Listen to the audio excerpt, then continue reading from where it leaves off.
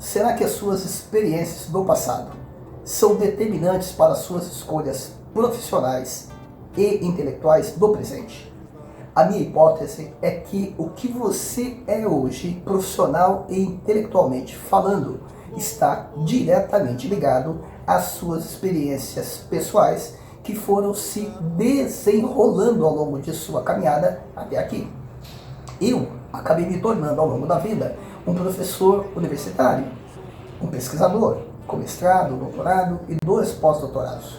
Para cada uma dessas etapas de minha formação, incluindo a graduação, eu tive que apresentar um trabalho de conclusão de curso. Na graduação, tive que realizar o TCC.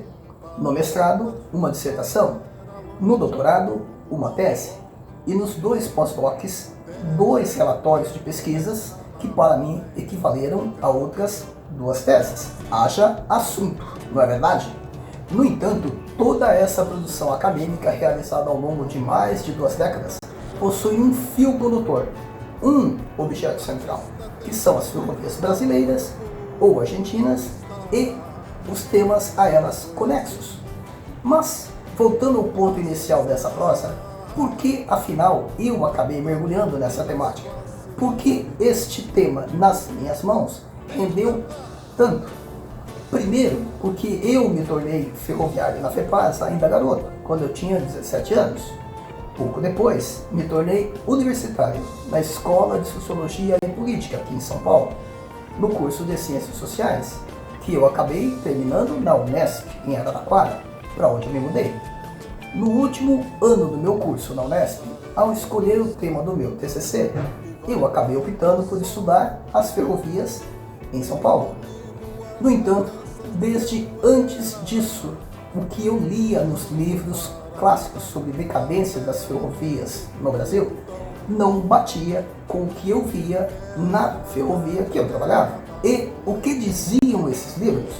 Basicamente que, por conta da decadência da cafeicultura na década de 1930, as ferrovias teriam entrado em decadência na década de 1940. Aquela explicação me incomodava. Para ser mais direto, não me convencia. Primeiro porque na FEPASA, na década de 1980, havia uma enorme demanda por vagões para transportar mercadorias. A quantidade de vagões postas à disposição dos clientes pareciam insuficientes sempre. E como eu sabia disso? Porque eu era o distribuidor de vagões da FEPASA na região metropolitana de São Paulo. E tampouco me convencia aquela história da decadência da cafeicultura. Meu bisavô, avô, pai, tios e irmãos mais velhos trabalharam em lavoura de café. Os primeiros no interior de São Paulo e os últimos no norte do Paraná. Isso ao longo de um século.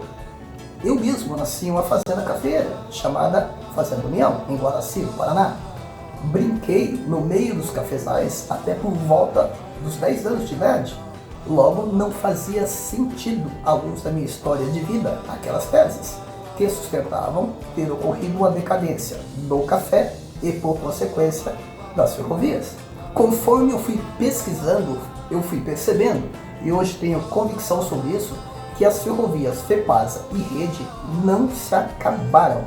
Elas foram reinventadas entre 1960 e 1990. Delas foram sendo retiradas as linhas consideradas antieconômicas e serviços tais como os de transportes de passageiros, animais, bagagens e encomendas, e essas ferrovias foram se especializando no transporte de cargas, especialmente pesadas, e com isso elas passaram a ser operadas em um mínimo de linhas, com um mínimo de estações, com um mínimo de ferroviários, e acabaram na mão de meia dúzia de grandes concessionários que na prática são clientes deles mesmos. As ferrovias se acabaram como patrimônio público, mas seguiram servindo aos interesses privados. E o café? Vai muito bem, obrigado. O café segue como um dos principais produtos da pauta de exportações brasileira. Mas esta é outra história que vem sendo analisada por outros pesquisadores e pesquisadoras.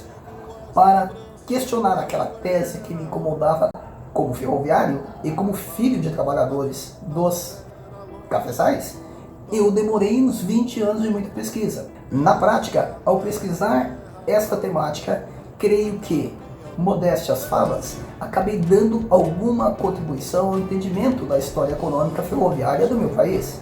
Mas, no fundo, eu acabei entendendo um pouco mais da minha própria história. Afinal, foi estudando as ferrovias que eu fui fazendo a transição da minha condição de aluno trabalhador ferroviário para a condição de pesquisador e professor universitário.